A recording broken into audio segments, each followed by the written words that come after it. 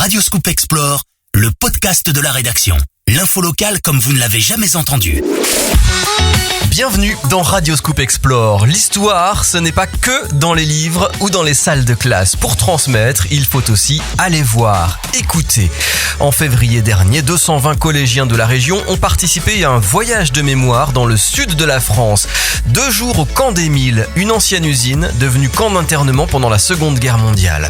Transmettre l'histoire, l'espoir c'est la jeunesse, épisode 29 par Léa Dubé. Radio Scoop. Madame, monsieur, bonjour et bienvenue à bord de notre TGV Inouï à destination de Nice. Nous desservirons les gares de Valence TGV, Avignon. Le camp des Milles est situé à 10 km de la gare d'Aix-en-Provence. C'est une ancienne usine désaffectée devenue, en 1939, un camp d'internement et de déportation. Au début, les personnes internées sont surtout des Allemands qui ont fui le nazisme, beaucoup d'artistes, des peintres comme Max Ernst et des musiciens.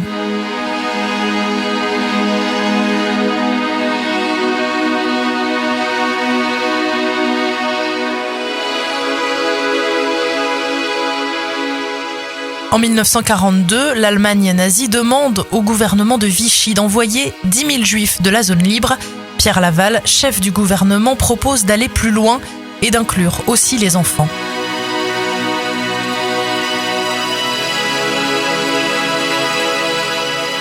En 5 semaines, 5 convois sont ainsi constitués depuis le camp des Milles.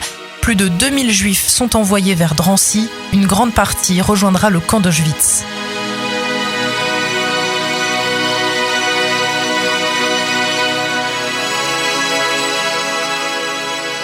Alain Chouraki, président fondateur de la fondation du Camp des Milles, Mémoire et Éducation. Vous avez l'habitude de recevoir des collégiens, des plus grands aussi, mais là ce sont des collégiens. On est sur des sujets extrêmement importants, mais comment s'adresser à eux? Est-ce qu'il y a une attention particulière du fait qu'ils soient jeunes? Oui, nous avons évidemment des discours différenciés suivant les niveaux. Nous essayons aussi d'intervenir à un moment où ces sujets sont au programme des différentes classes, y compris avec des classes à partir du CM1, CM2, avec évidemment un itinéraire particulier et un langage particulier. Bien sûr, nous aimerions qu'ils gardent en tête les mécanismes qui ont pu mener au pire et qui peuvent encore mener au pire, mais si déjà ils ressentent le risque de l'horreur, les engrenages qui peuvent mener au pire, l'essentiel est fait parce qu'ils perçoivent rapidement que nous sommes aujourd'hui dans une situation où ces engrenages sont à nouveau à l'œuvre. Ce jour-là, 220 collégiens du Rhône découvrent le camp des Milles. Un temps d'hommage est prévu auquel participent plusieurs élèves. Moi je m'appelle Jules, j'ai 14 ans. Je m'appelle Tiliane, j'ai 15 ans et je suis à la MFR de Lens aussi. Qu'est-ce que vous avez lu comme texte? On a lu un texte sur les résistants qui du coup se battaient pour défendre les juifs qui étaient enfermés au camp des Milles ou tout autre détenu. De la résistance au camp des Milles, comme le pasteur Henri Manin qui a délivré de faux certificats de baptême à des enfants juifs du camp tout en témoignant de ces déportations dans un journal. Se retrouver dans les lieux où il y a des pièces qui n'ont pas changé, c'est resté comme tel à l'époque. Donc c'est très impressionnant et je trouve que c'est quand même important de venir pour découvrir tout ce qui s'est passé. Je trouve que c'est très intéressant et voilà. Je m'appelle Gabrielle et je viens de Tarare du collège Marie-Laurencin. Moi c'est Margot et je viens du même endroit. Vous avez quel âge toutes les deux? Moi j'ai 14 ans. J'ai 14 ans aussi. C'est vraiment très intéressant, on apprend plein de choses et il y a des choses très touchantes à apprendre. Quand on voit toutes les personnes qui ont été déportées, c'est assez bouleversant. Je trouve que par rapport aux cours où on apprend les dates, ça change beaucoup parce que ça nous permet de vivre l'histoire à travers de réels sentiments et je trouve ça important. Vous êtes très jeune, c'est important d'apprendre cette histoire, de peut-être en parler aussi. Oui, je pense qu'on ne se rendait pas assez compte de l'impact que tous nos mots pouvaient avoir et je pense que grâce à ce voyage, on va pouvoir faire plus attention à ce qu'on dit, nos gestes et nos pensées. Bonjour, je m'appelle Erika Sylvestre, je suis enseignante au collège Marie-Laurencin sur Tarare. Bertrand Sylvestre, collège Marie-Laurencin, Tarare. Pourquoi c'est important pour les élèves d'aller sur place? Alors là, nous emmenons une trentaine d'élèves de 3e de l'ensemble de l'établissement qui ont été choisis choisis parce qu'ils étaient volontaires pour partir. On vient de finir en enseignement le génocide juif. Et là, concrètement, on voit réellement ce qui se passe pour la période de l'occupation pour la France. C'est important de venir aussi sur les lieux parce que c'est quelque chose qui est assez difficile à comprendre, déjà pour des adultes, encore plus pour des collégiens.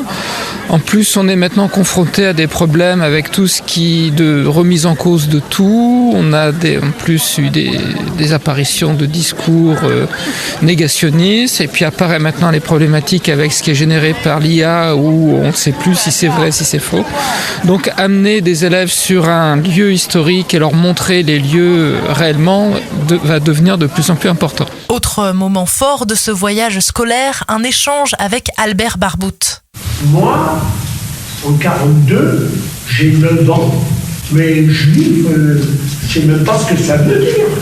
Et ma mère, elle va me coudre une étoile jaune.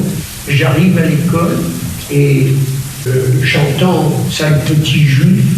Et puis la maîtresse me met au fond de la classe. Ce soir-là, je rentre à la maison en pleurs et je dis à ma mère, je ne veux plus aller à l'école.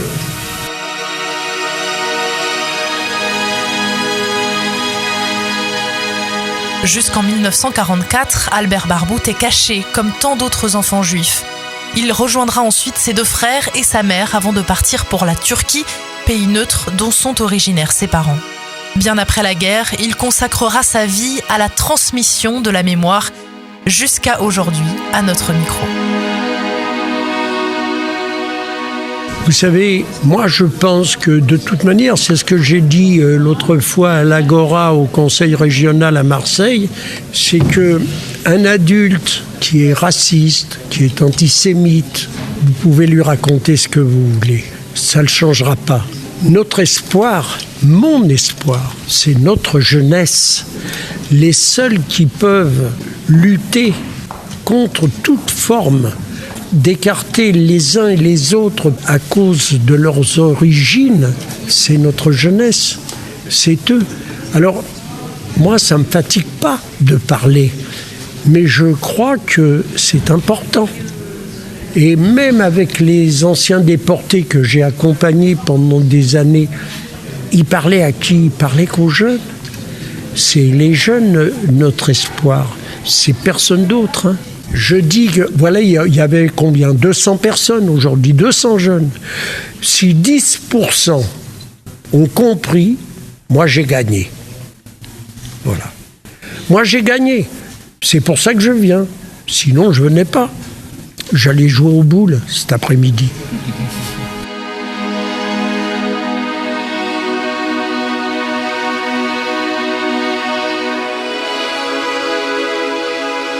Radioscoop Explore, le podcast de la rédaction,